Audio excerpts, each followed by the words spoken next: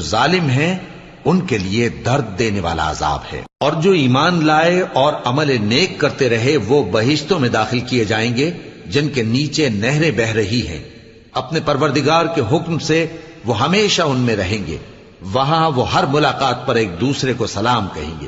کیا تم نے نہیں دیکھا کہ اللہ نے کلمہ طیبہ کی کیسی مثال بیان فرمائی ہے؟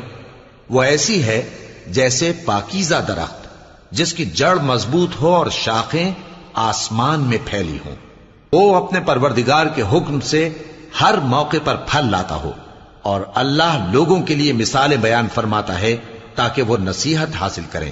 اور ناپاک بات یعنی غلط عقیدے کی مثال ناپاک درخت کی سی ہے کہ وہ زمین کے اوپر ہی سے اکھیڑ کر پھینک دیا جائے، اس کو ذرا بھی قرار و ثبات نہیں۔ اللہ مومنوں کے دلوں کو صحیح اور پکی بات سے دنیا کی زندگی میں بھی مضبوط رکھتا ہے